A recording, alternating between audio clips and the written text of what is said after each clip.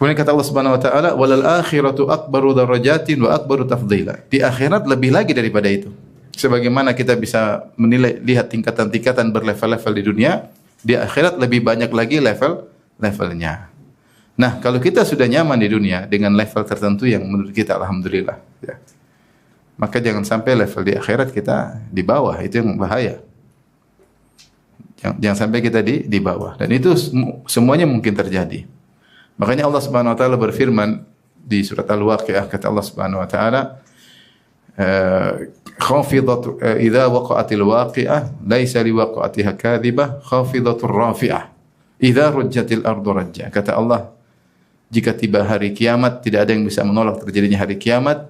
Kata Allah, khafidatur rafi'ah, hari kiamat akan merendahkan atau mengangkat. Apa yang dimaksud merendahkan? Sebagian ahli tafsir mengatakan merendahkan orang yang disangka tinggi ketika di dunia dan mengangkat orang yang disangka rendah ketika di dunia. Karena di hari akhirat semua akan terungkap. Ada ternyata di dunia, di akhirat orang waktu di dunia dia mungkin tinggi jabatannya, mungkin dia kaya raya, mungkin dia terkenal, tapi ketika dia di akhirat ternyata levelnya sangat rendah. Dan sebaliknya ada orang mungkin kita remehkan, mungkin sekedar tukang sapu-sapu atau mungkin asisten rumah tangga yang mungkin kita tidak pandang. Tapi ternyata di akhirat levelnya sangat tinggi. Dan itu mungkin terjadi. Saya sering sampaikan, misalnya saya punya pembantu asisten rumah tangga. Dia kerja berbulan-bulan bahkan bertahun-tahun, setiap dia dapat gaji dia kirim ke orang tuanya.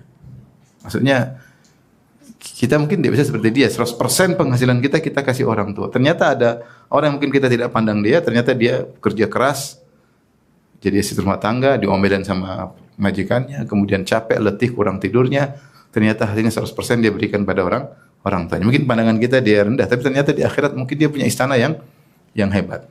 Ya. Oleh karenanya kita harus mempersiapkan diri kita bukan cuma di dunia. Dunia kita perlu persiapan. Silahkan menikmati rezeki Allah Subhanahu wa taala. Tapi jangan lupa persiapan lebih matang adalah pada destinasi berikutnya, yaitu alam barzakh. Makanya Allah berfirman, "Man amila salihan, man kafara fa alaihi kufruh wa man amila salihan fali anfusihim yamhadun." Saya carikan ayatnya biar ada catatannya. Surat Ar-Rum ayat 46. Surat Ar-Rum surat 30 ayat 44. Surat 30 ayat 44. Kata Allah, siapa yang kafir, maka kafir akan kembali kepada dia yang rugi sendiri. Wa man amila salihan, siapa yang beramal soleh, fali anfusihim yamhadun, maka mereka sendirilah yang menyiapkan tempat yang menyenangkan untuk mereka sendiri. Banyak salaf mengatakan itu di kuburan. Di kuburan, ya. Mahad, ya. Jadi dari yamhadun dari kata mahad. Mahad itu kalau anak bayi kita taruh mahad, yaitu tempat tidur dia, kita nyamankan, kita lembutkan sehingga ketika dia tidur taruh situ dia nyaman tidur. Karena anak bayi kalau enggak nyaman dikit dia bangun, maka kita siapkan yang nyaman, dia tidur, ya. Maka kalau kita beramal soleh, sebenarnya kita juga sedang menyiapkan tempat tidur kita di alam barzakh. Karena di alam barzakh kita bakalan lama. Destinasi berikutnya sebelum di akhirat. Maka ini yang harus kita pikirkan. Kehidupan kita cuma sebentar, 60 sampai 70 tahun. Yang lebih dari 70 tahun tidak banyak. Kalaupun sudah lebih 70 tahun, 80 tahun, hidup dengan setengah mati, dengan ardalul umur, dengan kehidupan yang repot, ya. Sudah mulai pikun, mulai lupa, ya. Baru ngomong, tanya lagi, dari mana, Dek? 5 menit lagi, dari mana, Dek? 5 menit lagi, kamu siapa? Ya. Sampai ada orang yang suaminya datang kemudian istrinya usir. Dia lupa kalau itu suaminya. Subhanallah. Lupa ini siapa, lupa itu siapa. Sudah sholat masih disangka belum sholat. Udah mulai pikun, udah lupa. Kalaupun hidup semakin lama semakin sulit dan menyulitkan orang di sekitarnya. Dunia seperti itu. Dunia seperti itu. Oleh karenanya pembahasan kita kali ini sedang kita bicarakan bagaimana menyiapkan istana di surga. Istana dunia mungkin bisa kita bangun, mungkin enggak. Tapi kalau istana di surga semua bisa bangun, tidak susah. Yang penting mau membangun istana di surga. Oleh karena silakan kita berhappy-happy di dunia, tapi jangan lupa untuk siapkan diri agar bisa bersenang-senang di akhirat kelak. Kita bicara tentang istana di surga. Istana di surga. Dalam hadis kata Rasulullah SAW tentang surga, al-jannah bina'uha labinatun min fiddah wa labinatun min dhahab. Surga itu bangunannya batanya dari perak dan batanya dari emas. Wa milatuha al-miskul adfar, dan semennya atau lengketnya dari minyak kesturi, ya. Minyak kesturi. Al-misik itu minyak yang diambil dari rusa. Rusa kalau dia ada kayak gumpalan darah di tubuhnya, ya, sehingga membentuk kantong, situ berkumpullah darah, lama-lama membeku darah tersebut, lama-lama menghitam, kemudian kalau dia gatal-gatal dia garu-garuin, kemudian kantong itu jatuh. Kantong itu jatuh, maka itu diambil dan diolah menjadi minyak kesturi. Asalnya minyak kesturi itu dari apa? Dari darah rusa yang membeku di salah satu kulitnya, ya. Jadi mahal ya. Karena mencari, tidak semua rusa seperti itu. Disebut rusa yang punya minyak kesturi. Dan itu sering disebutkan oleh Nabi dalam hadis-hadisnya, al-misik. Karena itulah minyak wangi yang paling harum, yang paling mahal di zaman tersebut, ya. Maka Rasulullah mengatakan, adapun surga batanya dari perak, batanya dari emas, tempelannya atau gampangnya semennya terbuat dari minyak kesturi, wa hasba'uha lu'lu'u wal yaqut, dan adapun kerikilnya terbuat dari mutiara dan intan berlian, wa turbatuha za'faran, dan tanahnya dari za'faran. Za'faran tahu yang halus, bunga yang berwarna kuning, ya. Jadi sangat halus. Man yadkhuluha yan'am wa la yab'as. Siapa yang masuk surga dia pasti bahagia dan dia tidak akan sengsara sama sekali. Wa yakhlud la yamut, dan dia akan kekal abadi dan dia tidak akan mati. La tubla thiyabuhum wa la yafna syababuhum. Pakaiannya tidak akan usang dan masa mudanya tidak akan sirna, yaitu senantiasa muda. Ini adalah kenikmatan surga, ya. Kalau kita bicara rumah di surga, ya rumah di surga seindah-indahnya kita bangun, ya, juga kita tidak bisa menikmati selamanya. Taruhlah kita punya rumah mewah, istana megah, istana mewah, terus kita akan meninggal. Lihat banyak istana yang ditinggal oleh para raja, ya. Mereka bangun dengan setengah mati, ya. Kemudian akhirnya mereka hanya tinggal dalam waktu yang singkat, setelah itu mereka berpindah ke alam berikutnya. Dan kalau kita bangun rumah, mungkin kita semua punya rumah, kita tuh perhatian luar biasa, ya. Kita ingin rumah yang nyaman. Kalau kita punya uang, kita akan bangun rumah seindah-indahnya, ya. Perhatian, pilih tanah yang strategis, tempat yang nyaman, lokasi yang nyaman, kemudian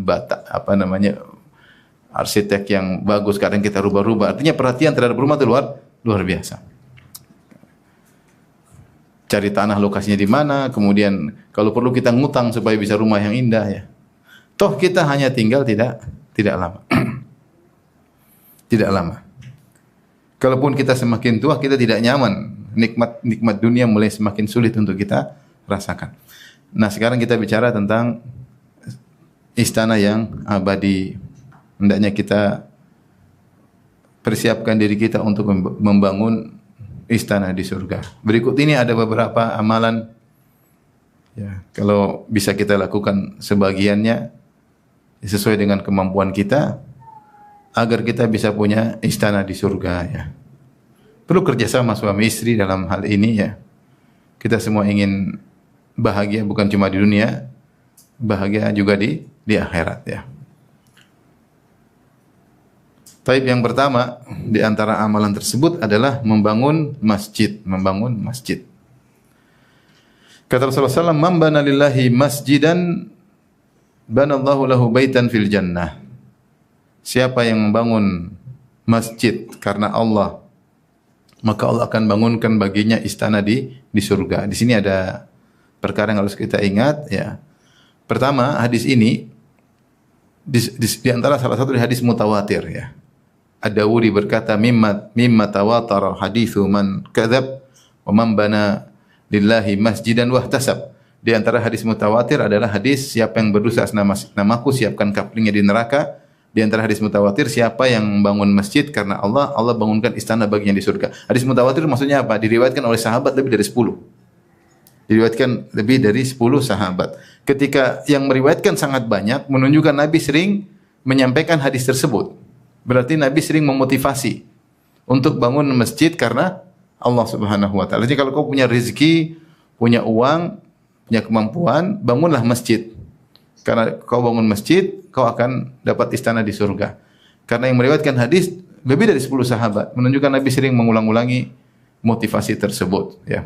Makanya dalam kisah ketika Rasulullah SAW datang ke kota Madinah, Rasulullah SAW ingin bangun Masjid Nabawi. Maka Rasulullah mendapati lokasi tanah, mirbat, yaitu tempat pengeringan korma, milik 2 anak yatim. Maka ketika Rasulullah ingin bangun masjid di situ, karena Allah pilihkan tempat di situ, maka mereka ingin wakaf. Mereka ingin kasih Nabi tanah tersebut. Nabi tidak mau. Nabi mengatakan, "Thaminuni." Tawarlah aku berapa harganya. Rasulullah ingin beli sendiri.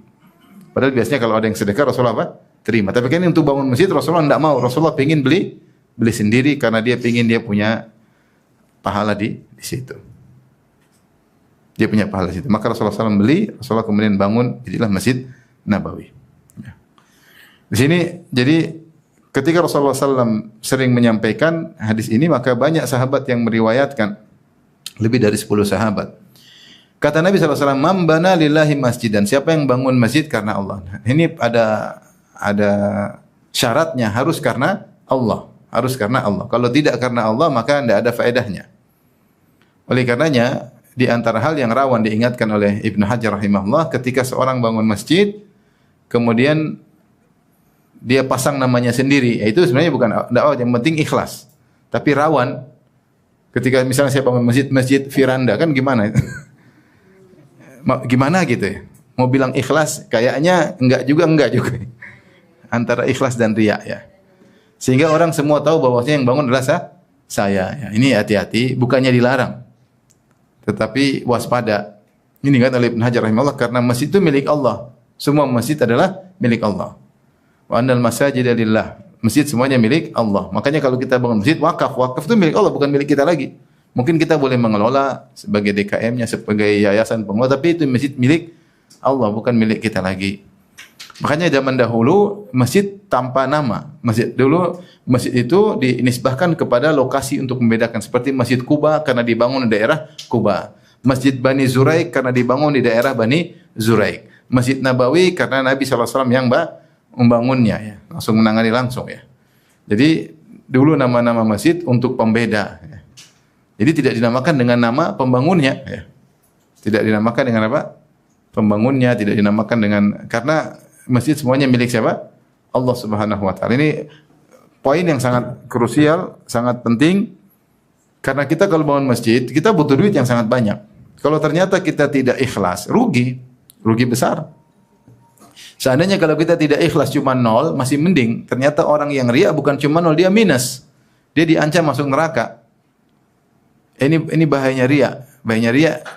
Seandainya saya katakan kalau orang riya, dia pamer amal ibadah dia, kemudian dia hanya 0, tidak dapat pahala, masih mending ya, dia cuma rugi duit, rugi capek ya, rugi kerja setengah mati ya.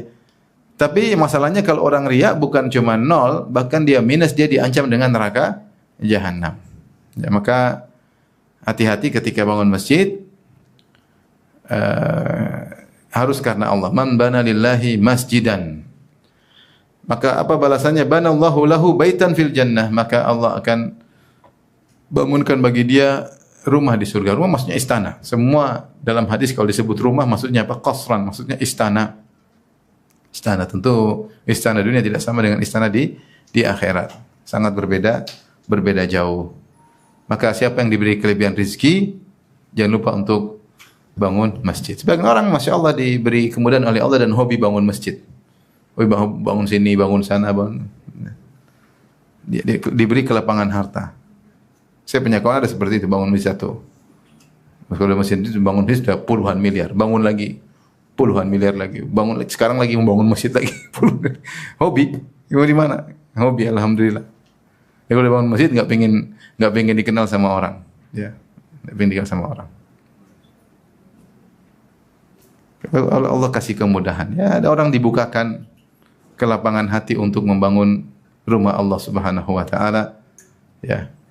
Dan bagaimana Allah tidak perhatian sama dia kalau dia perhatian sama rumah Allah. Lihatlah kisah tentang wanita yang berkulit hitam yang dia tukang sapu di masjid. Ketika wanita ini meninggal dunia, Rasulullah tanya, "Mana si fulana?" Kata mereka, "Sudah meninggal, sudah kami kuburkan." Kata Rasulullah, "Ahalla adantumuni?" Kenapa kalian tidak kasih tahu saya kalau dia meninggal? Kata perawi, sahabat seakan-akan menganggap tidak perlu, kan ini orang biasa. Ngapain kasih tahu Nabi, bikin pusing Nabi. Jadi mereka tidak lapor sama Nabi. Tapi bagi Nabi ini perempuan bukan orang biasa, karena dia suka nyapu masjid. Dia ada perhatian sama rumah Allah. Maka Rasulullah mengatakan, "Duluni ala qabriha, tunjukkan kepadaku mana kuburannya." Maka Rasulullah datang, Rasulullah salat jenazah terhadap wanita tersebut yang mungkin di mata kalau dia ada di zaman kita mungkin tidak kita pandang, berkulit hitam cuma nyapu-nyapu masjid. Tapi bagi Nabi bukan wanita sembarang, dia wanita spesial. Kenapa? Karena dia ngurus rumah Allah Subhanahu wa taala. Oleh karenanya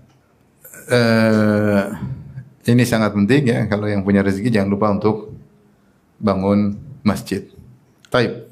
Minggu pertanyaan, Ustaz, apa masjid harus puluhan miliar? Enggak, harus puluhan miliar. Di mana aja ada tempat-tempat murah kalau kita punya uang yang ratusan juta udah jadi masjid ada ya. Kalau kita mau cari. Ya, kita mau cari. Karena dalam lafal yang lain dalam hadis Ibnu Majah, qala sallallahu alaihi wasallam, Rasulullah SAW bersabda, "Man bana lillahi masjidan walau ka mafhasi qatatin banallahu lahu baitan fil jannah." Siapa yang bangun masjid meskipun mafhas qatat. Qatat itu semacam burung merpati, dia kalau mau bertelur dia pergi ke tanah kemudian mafhas. Dari fahas itu mencari, bahas, dia cari-cari. Yaitu dia lubang-lubangin tanahnya, tempat yang pantas, layak, baru dia bertelur. Baru dia bertelurnya untuk telur kan cuma butuh berapa tempat kecil ya. Ukurannya paling 10 cm kali 10 cm untuk tempat bertelur. Gampangannya siapa yang bangun masjid meskipun seukuran tempat bertelur. Dalam riwayat yang lain, au asghar, bahkan lebih kecil, maka Allah bangun baginya istana di surga. Ini ada dua tafsiran. Tafsiran pertama bahwasanya ini adalah mubalaghah, itu hiperbola dari Nabi sallallahu alaihi wasallam. Itu kau bangun masjid apa saja, yang penting masjid. Seandainya ada masjid seukuran 10 kali 10 cm bisa dibuat salat, kau akan dibangunkan istana di surga. Apa susahnya bagi Allah kasih kau istana? Yang penting kau bangunkan masjid rumah Allah Subhanahu wa taala. Tentunya tidak dimaksud kita bikin masjid ukuran 10 kali 10. Namanya hiperbola. Artinya kalau kau ternyata bisa bangun masjid atau musola itu sebenarnya kan masjid juga. Tidak harus sampai musola, ada musola mungkin 10 kali 10 meter, 7 kali 7 meter. Itu kan cuma musola itu masjid, tidak dijadikan salat Jumat, tapi orang salat situ ya, 5 waktu. Jadi kalau bisa bangun masjid meskipun kecil ya, maka tetap dibangunkan baginya istana di surga. Ini motivasi. Ini salah satu tafsiran. Jadi seorang berusaha bangun masjid yang dia mampu. Kalau dia punya uang banyak cari masjid yang besar. Kalau tidak mampu ya semampunya, masjid di mana, ada kebutuhan di desa mana, meskipun sederhana, dia kemudian diperbaiki sedikit demi sedikit, dia perhatian sama masjid tersebut. Kalau dia perhatian sama masjid tersebut, sesungguhnya dia sedang perhatian terhadap istananya di surga. Ya, dia perhatian, dia ini dia. Nah. Kalau punya uang banyak buat apa juga? Uang ini orang punya uang misalnya 10 miliar, ini mati ya cuma sedikit sehari-harinya. Yang satunya sisanya dia cuma senang aja lihat ATM-nya ada 10 miliar, dia bahagia. Terus sudah dia makan juga sedikit-sedikit, apalagi lagi diet. Uang banyak juga, cuma tenang aja, tapi nggak dinikmati juga ya, uang banyak sudah. Mending kita untuk persiapan di akhirat. Ya kalau nggak punya uang ya sudah lah. Ini maksudnya kalau yang punya uang. Ini tafsiran pertama, bahwasanya bangun masjid meskipun kecil ya, maka akan dapat istana di surga.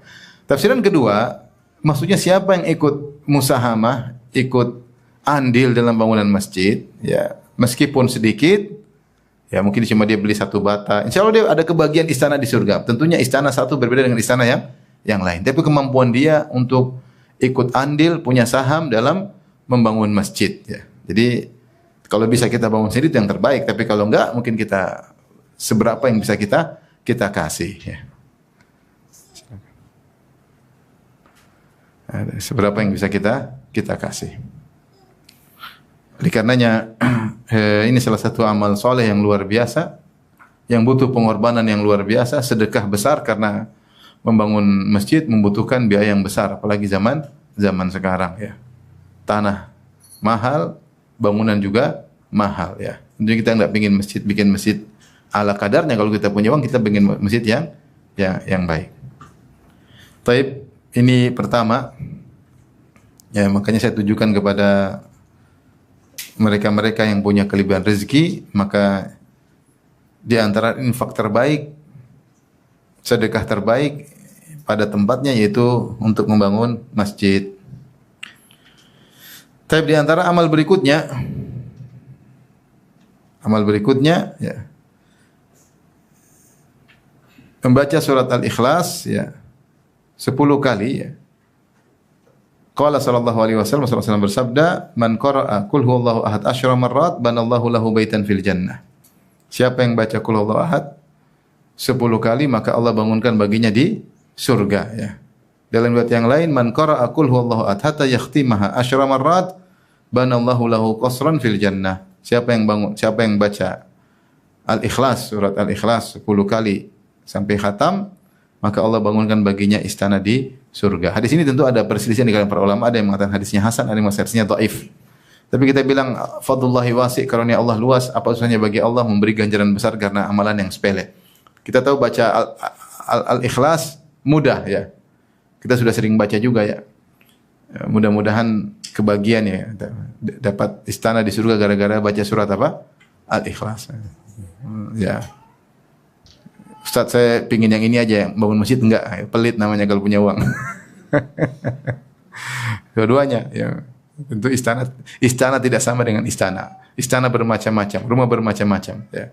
Kalau seorang tidak mampu, ya silakan baca surat Al-Ikhlas, berusaha memahami maknanya dengan baik, bukannya sekedar membaca. Makanya Al-Ikhlas ta'dilus Al-Qur'an. Surat Al-Ikhlas maknanya dia sepertiga Al-Qur'an, sepertiga Al-Qur'an. Dan disebut Al-Ikhlas, padahal dalam surat Al-Ikhlas tidak ada lafal Al-Ikhlas. Coba surat Al-Ikhlas bunyinya gimana? Qul huwallahu ahad, Allahus samad, lam yalid wa lam yulad, lam yakul lahu kufuwan ahad. Enggak ada kata Al-Ikhlas. Kalau surat Al-Baqarah ada kata Al-Baqarah, surat Al-Imran ada tentang Ali Imran. Ya. Imrata Imrana ya ada. Dan hampir semua surat ada lafal tersebut. Al-Ikhlas dinamakan surat Al-Ikhlas karena khulisat, karena surat tersebut dimurnikan untuk berbicara tentang sifat-sifat Allah. Makanya disebutkan tentang sebab nuzulnya, orang-orang musyrikin datang kepada Nabi, dia berkata, "Ya Muhammad, sif lana rabbak." Ya Muhammad, jelaskan kepada kami sifat-sifat Rabbmu. Maka turunlah surat Al-Ikhlas. Surat Al-Ikhlas ini surat benar-benar tentang Allah Subhanahu wa taala, yang kalau mau kita sederhanakan, ini surat tentang syarat Tuhan. Tuhan itu harus bagaimana ya, sesuai dengan surat Al-Ikhlas. Kalau tidak memenuhi syarat Tuhan dalam surat Al-Ikhlas itu bukan Tuhan. Qul huwallahu ahad. Tuhan harus esa. Allahus samad, yaitu tidak butuh dan semuanya butuh kepada Dia. Tidak butuh sama sekali, Allahus samad. Lam yalid wa lam yulad. Dia tidak melahirkan dan juga tidak dilahirkan. Wa lam yakul lahu kufuwan ahad, dan tidak apa sesuatu pun yang setara dengan Dia. Ini syarat Tuhan. Dalam 4 ayat syarat Tuhan. Harus Maha Esa. Dia tidak butuh kepada siapapun dan semuanya butuh kepada Dia. Dia tidak melahirkan dan tidak dilahirkan, dan tidak ada pun setara dengan Dia. Kalau ada dianggap Tuhan ternyata tidak memenuhi 4 syarat ini, maka dia bukan Tuhan. Makanya ketika Nabi Isa dianggap sebagai Tuhan, terjadi diskusi Nasara Najran dengan Nabi SAW dalam sebagian riwayat, maka di antara logika Rasulullah SAW, kalau memang Nabi Isa Tuhan, maka dia harus mirip dengan bapaknya, karena kalau bapak harus mirip dengan apa? Anaknya ya. Makanya dalam Al-Quran, "Qul in kana lirrahmani waladun fa ana awwalul abidin." Seandainya Allah punya anak, saya akan nyembah anak tersebut. Kalau memang Allah punya anak, karena anak harus sama dengan apa? Bapaknya, mirip ya. Ternyata Nabi Isa enggak. Nabi Isa makan, Nabi Isa tidur, Nabi Isa sakit, Nabi Isa ketakutan, Nabi Isa dikejar-kejar. Dia tidak bisa menyelamatkan dirinya ketika dikejar Romawi sama Yahudi. Akhirnya Allah selamatkan dia. Ya, maka Allah ketika membantah orang Nasara yang menganggap Nabi Isa sebagai Tuhan, Allah cuma mengatakan kana dari dua ayat. Yang pertama, inna mathala Isa indallahi kamathali Adam. Khalaqahu min turabin thumma qala kun fayakun. Perumpamaan Isa di sisi Allah seperti Adam. Apa bedanya? Bahkan Adam lebih dahsyat. Adam diciptakan tanpa ayah dan ibu. Nabi Isa masih pakai ibu. Maka lebih dahsyat mana? Adam atau Hawa? Adam. Ini bantahan pertama. Jelas orang yang punya logika akan ngerti. Nabi Isa tidak pantas menjadi Tuhan karena kalau dari sisi dia tidak punya bapak, Adam lebih dahsyat tanpa ayah dan tanpa ibu. Yang kedua, Allah membantah, Allah mengatakan kana yakulani ta'am. Isa dan ibunya makan makanan. Selesai. Masa Tuhan makan? Jadi Tuhan membutuhkan suatu untuk dimasukkan dalam zatnya. Maka tidak pantas dia menjadi Tuhan. Selesai. Maka kita ketika baca surat Al-Ikhlas dengan penuh penghayatan bahwasanya Islam adalah agama tauhid yang kita sembah benar-benar itulah Tuhan yang sesungguhnya. Adapun selain Allah Subhanahu wa taala maka tidak pantas menjadi Tuhan. Qul huwallahu ahad, Tuhan harus esa, tidak boleh berbilang. Allahus samad, semua butuh kepada Dia dan Dia tidak butuh kepada siapapun. Adapun Tuhan butuh makan, Tuhan butuh istirahat, Tuhan butuh teman-teman untuk melindunginya, Tuhan enggak. Lam yalid, dia tidak melahirkan. Kalau dia melahirkan maka dia tidak esa lagi dan anaknya akan mirip dengan dia. Dia butuh anak. Walam yulad, dan dia tidak dilahirkan. Kalau dilahirkan berarti dia tidak. Kalau dia dilahirkan berarti dulu tidak ada. Kemudian ada. Dia butuh kepada ayah dan ibu. Yang terakhir walam yakul lahu kufuwan ahad. Tidak ada sesuatu pun yang serupa dengannya. Baca dengan menghayati 10 kali, mudah-mudahan kita dibangunkan istana di surga oleh Allah Subhanahu wa taala.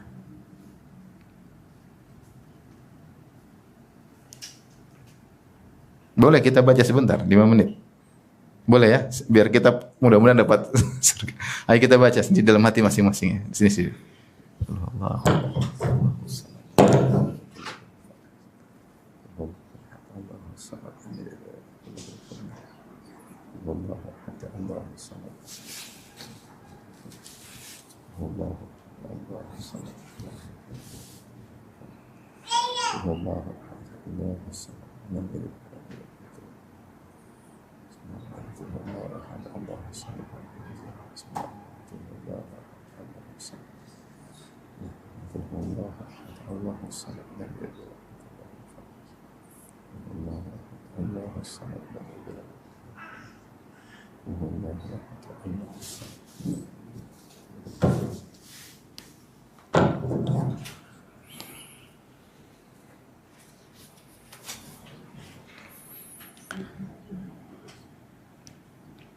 Baik, kita lanjutkan. Semoga kita dibangunkan istana di surga. Amin ya rabbal alamin. Karena istana kita di dunia seadanya. Gitu-gitu aja. Kita bangun istana seindah-indahnya, masih orang istananya lebih indah daripada istana kita. Kecuali kalau kita qanaah. Ya. Baik, kita lanjutkan. Amalan ketiga yang bisa membantu kita agar Allah bangunkan istana di surga adalah memuji Allah dan istirja. Istirja itu innalillahi wa inna ilaihi raji'un. Ketika musibah mengenai anak, itu yang kita cintai. Kita tidak pingin, tapi ya semuanya keputusan Allah Subhanahu wa taala. Nabi SAW bersabda, "Idza mata waladul abdi, qala Allah Ta'ala li malaikati." Kalau anak seseorang meninggal dunia, maka Allah berkata kepada para malaikat, "Qabattum walada abdi?" Apa kalian telah mencabut nyawa anak dari hambaku? Fayaquluna na'am. Kata malaikat, "Benar ya Allah, kami telah mencabut nyawa anak hambamu." Fayaqulu qabattum thamarata fuadihi? Apa kalian telah mencabut nyawa buah hatinya? Maksudnya anak itu disebut buah hati oleh Allah Subhanahu wa taala ya. Makanya Allah mengatakan al-malu wal banuna zinatul hayatid dunya. Anak-anak dan harta adalah perhiasan dunia ya. Biasanya seorang sangat sayang kepada anaknya. Kata Allah, qabattum thamarata fuadihi, kalian telah mencabut nyawa buah hati hambaku. Fayaquluna na'am, kata malaikat, benar ya Allah. Fayaqulu madza qala abdi? Apa yang dikatakan hambaku ketika anaknya dicabut nyawanya, ketika anaknya meninggal? Fayaquluna hamidaka wastarja'aka. Sungguhnya hambamu memujimu dan mengucapkan inna lillahi wa inna ilaihi raji'un. Yaitu hambamu mengatakan alhamdulillah ala kulli hal. Segala puji bagi Allah atas segala keputusan. Kemudian wastarja'aka dengan mengatakan innalillah, kami ini semua milik Allah, rumah kami milik Allah, diri kami milik Allah, keluarga kami milik Allah, anak kami milik Allah, harta kami semua milik Allah. Wa inna ilaihi raji'un, dan kita akan kembali kepada Allah cepat atau lambat. Kita duluan atau istri kita atau suami kita atau anak kita atau harta kita, apapun akan kembali kepada Allah karena semuanya milik Allah Subhanahu wa taala. Dia berhak melakukan apa yang Dia kehendaki bagi hamba-hambanya. Toh semua kita hanyalah makhluk ciptaan Allah Subhanahu wa taala. Fa yaqulullah, ini hamba yang hebat, ketika terkena musibah dia mengatakan alhamdulillah ala kulli hal, inna lillahi wa inna ilaihi raji'un.